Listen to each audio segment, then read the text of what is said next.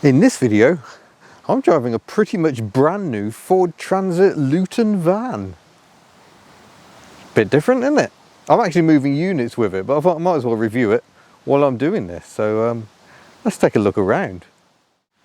So here we are. This is whatever mark of Transit. I've kind of lost track over the years. Came out about 3 or 4 years ago, I think. This is a Luton bodied version on the old chassis cab. But I think it's a front wheel drive one. Yes, I can't see a prop shaft. So we've got a single rear wheel. It is front wheel drive.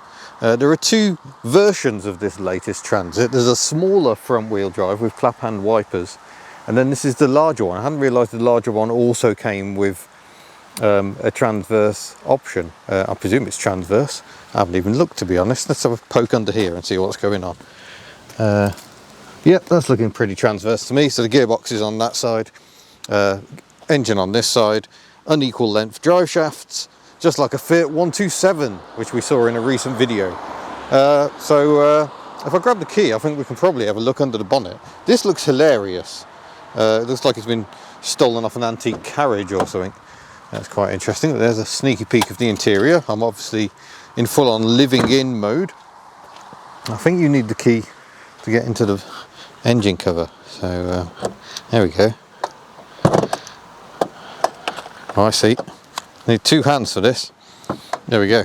So you use the key for both options. So there is a diesel engine of some horsepowers, I know not what, and it powers through a 6-speed gearbox.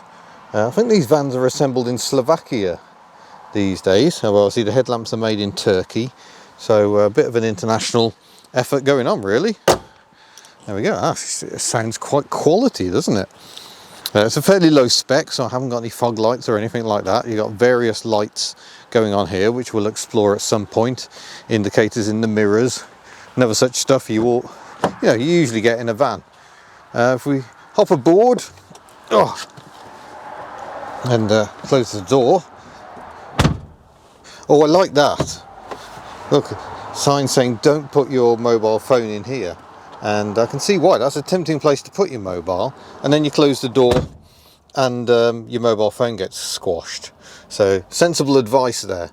But this example has 3,500 miles on the clock. It's still pretty young, I guess. What have I just done with the key? We've got some sort of multifunction display. Put the key in and you can see that the needles light up a very fetching shade of blue. I don't really know why. We've got buttons on the steering wheel for phone, radio controls, menus, etc. Indicators left, or all this going on the right. And yeah, I think that's a variable intermittent. Light switch down here. And it looks like there's also a way of setting the headlamp leveling.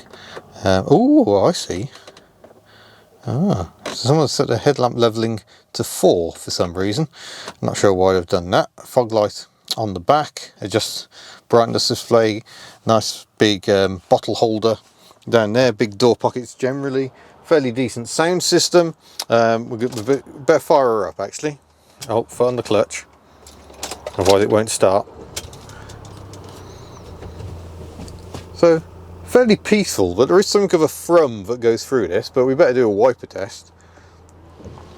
Oh, look at those babies. Huge wipers. Good overlap, no triangle of doom. You'll notice there's a strong kink on the passenger arm, which partly means it clears a bit more space in front of the front passengers, but also means no triangle of doom. So that's all the good times. We've got the 6-speed gearbox down here. The steering is horrifically dead, but we'll get onto that once we start travelling. Not actually anywhere to rest your clutch foot. Is a bit of an annoyance, but it's quite comfortable to just drop it below the pedal. Handbrake in the middle, and like a Peugeot Boxer, little oddment trays. Oh, cup holders, in fact. Oh, look at that, baby. We've got a USB there. I don't know what that is. That doesn't seem to be anything. 12-volt power outlet. A very computerized indicator noise. I haven't got air conditioning, but I have got at least a heater. Mode. Drive mode normal, eco, normal or eco. I'm going to leave it in eco mode and see what happens. We've got stop start as well, which you can turn off should you wish. But no, I'm going to leave that on. But I'll turn the engine off again to stop for now because we're only sat here talking. Also got a little pull down thing there and a bit of document storage and a couple of cup holders, but it's blocked at the moment by my flask. But a rear window, which is the most pointless rear window of any vehicle because all we're looking at is the Luton body behind. I've just noticed we've also got stuff up here, including enormous sun visors, and we've got interior lights there, various storage up there, but I think we should have a peek in the back. The seat is very adjustable for height and the tilt and everything. Feels quite low. I have lifted it up a little for me, but yeah, it's a little peculiar. I'm going to hope there isn't an override switch for this. There probably is somewhere and I don't know where it is, so this may not work. Okay, we need to find the isolator switch. They didn't tell me where that was. That wasn't very helpful. Quite often squirreled away on the passenger side, but I'll see if I can find that. We'll have a look in the back. There we go then.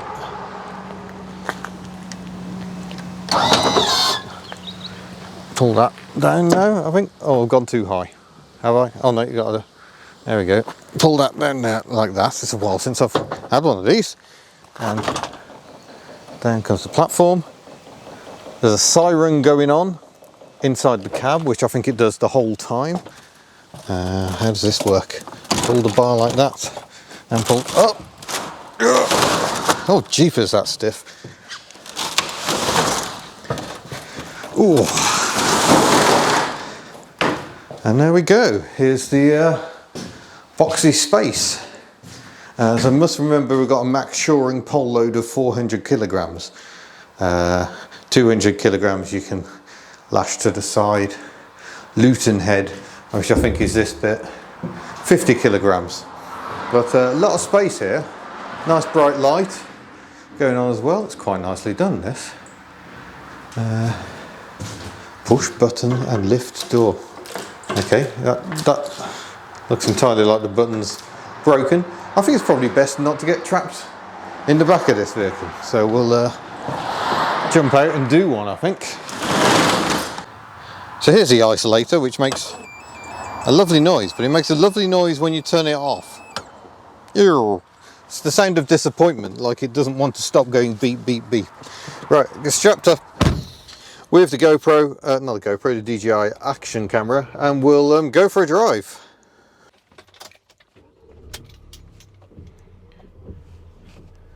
And off we go, into first gear.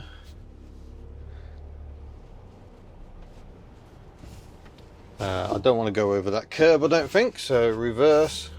Very light steering. It is entirely vague. I cannot feel anything at all, really. That's super light, so kind of perfect for a van, really. You don't buy a van for the handling.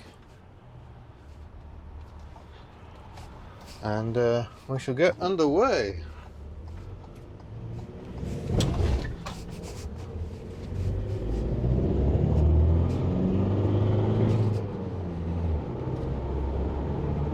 So it's fairly smooth, and that's us at the 50 mile an hour speed limit of a van on these roads. National speed limit, because we're over 2 tons. In a commercial vehicle we're only allowed to do 50 miles an hour. It's quite tall gearing, and I think it's actually a little over tall given the fact that I can only do 50 miles an hour around here. So you find you can't actually use 6th gear all that much. Of course, I'm quite used to driving larger vehicles because I used to do community minibus driving. Volkswagen Crafters were my favourites there. Much preferred those to the Peugeot Boxers. This feels similar to the Boxer, but with much better visibility. The Boxers have huge chunky pillars, really aren't very good. And you also seem to sit a remarkable distance from the side windows in the Boxer. A most peculiar van. Very punchy, but not actually very nice to drive. I prefer the Crafter. It's sort of a very car-like driving position, really, which is the way vans have gone. We see we're having no problem catching up with the dawdling tourist traffic anyway, but I don't think we'll be pulling many overtakes today. But it's very peaceful. There's a bit of a buffeting noise, which I wonder if that's air trying to get between the cab and the Luton body above the windscreens. It just sounds like you've got the window open even when the windows are shut. Yeah, very pleasant, very unremarkable really. Had a bit of fun and games, despite the fact this van is practically brand new. One of the tail lights had stopped working. We think it's probably just got water in it, and yeah, all is now well. I've hired it from Days Autos. It's £253 for 4 days. They're doing a bank holiday special. But yeah, it should be just a thing to move me from my old unit to my new one. I'm hoping to do it in 2 trips. We're gonna go and load up now and take a load over to unload tomorrow, and then we'll see where we end up. I might get it all in, I might not. How I'm going to fit it all in my unit, I have no idea, but at least this van looks ideal to get the stuff there. Yeah, ride is a little agricultural with no load on the back. Right, well, we're on the way back now. We've got all the load in the back. One thing I must say, just while spin you around here, this head restraint is just typical of modern vehicles. By modern I mean after about 2010. When I'm sitting where I want to sit, my head wants to go through the head restraint. So I find I'm hunching forward. Really uncomfortable, and it's a problem I've had in all sorts of cars. I was driving around Sydney in a 2016 Mondeo earlier this year, exactly the same, absolutely horrible. But we better carry on because I need to get back. We're going out for food tonight. I don't want to be late. The ride has improved substantially with a bit of weight, and it's quite a lot of weight. I've got 2 tool chests in the back for a start. In fact, I decided to stop loading up because I was starting to get worried about weight rather than space. So there's quite a lot of space back there.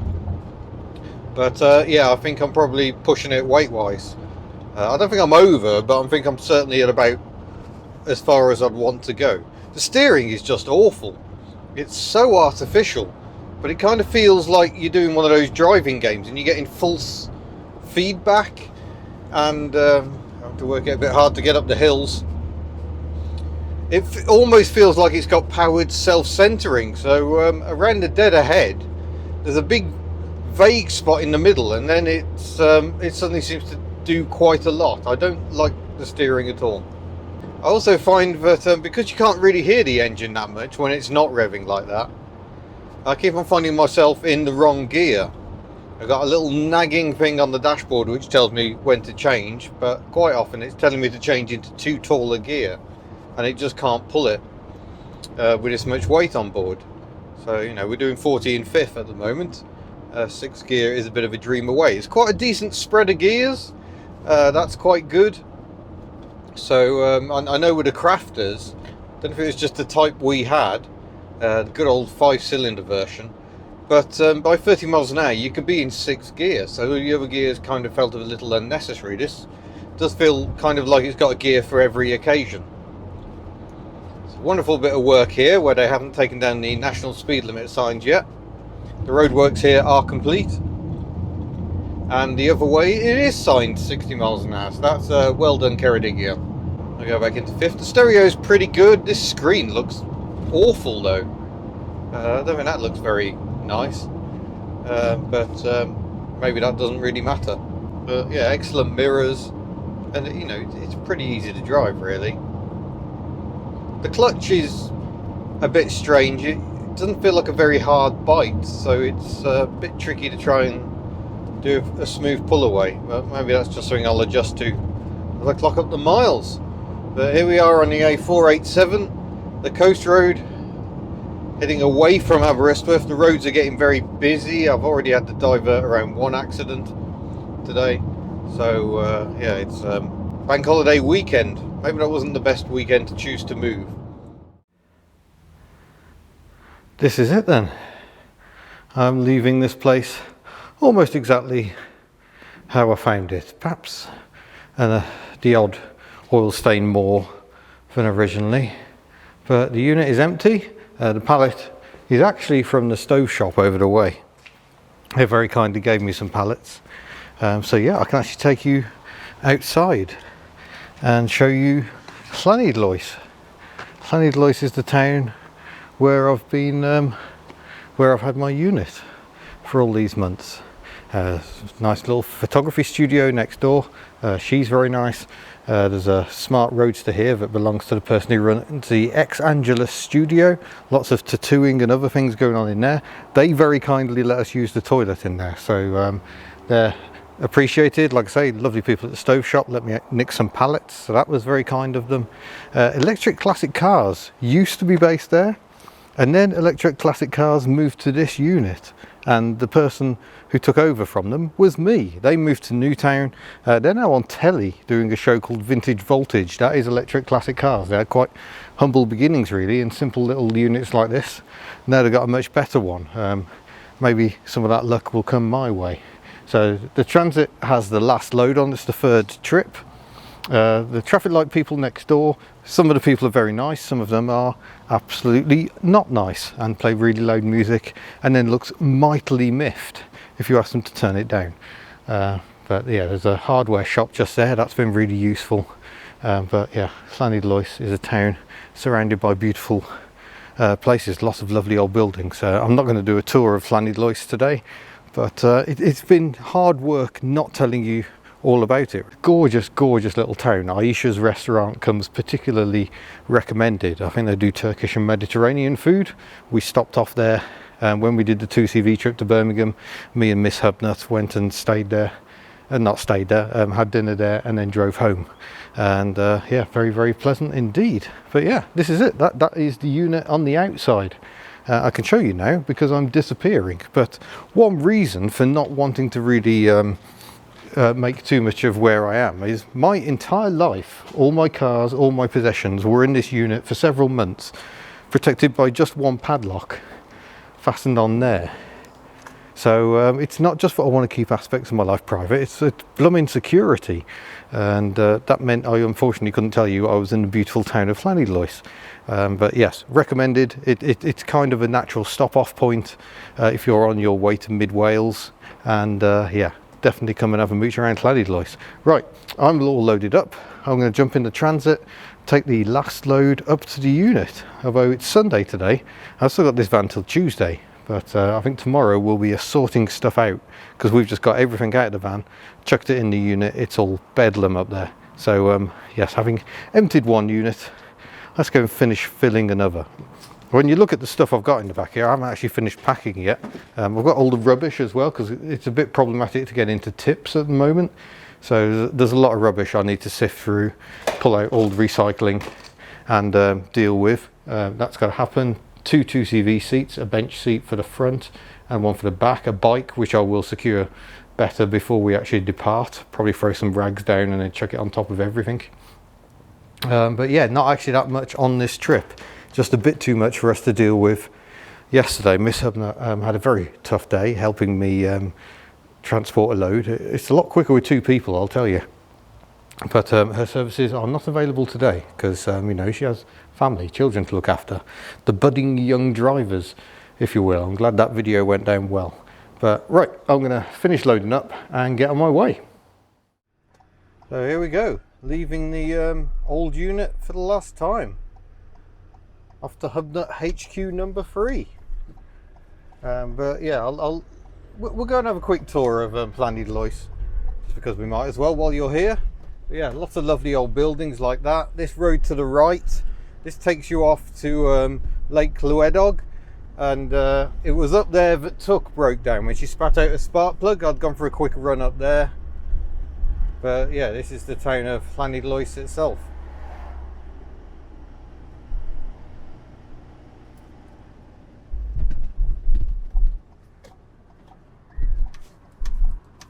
It's a shame really, because if things had panned out differently, I don't think I would have minded making a home for myself here in Llanidloes. It's a lovely little town. Quite busy at weekends, but not too bad today it looks like. The World Rally Championship tends to come through here, which is some stark contrast.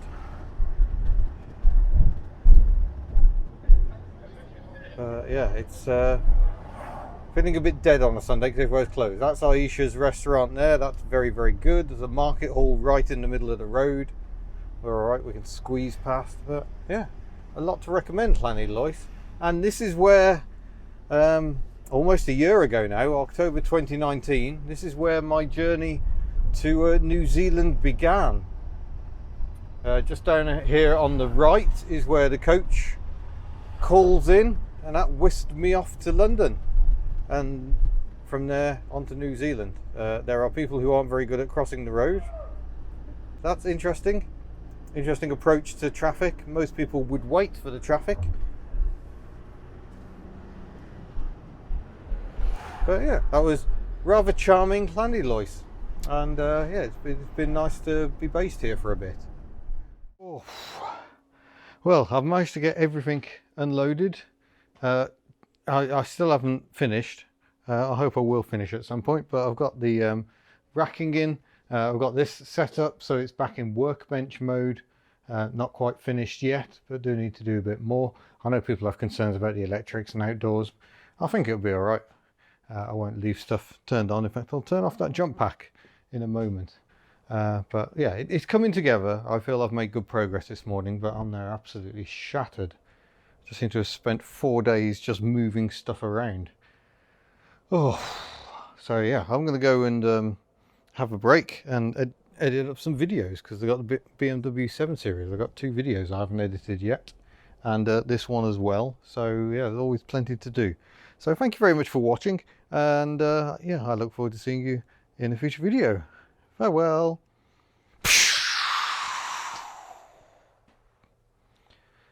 Oh yeah, I really must sort that out.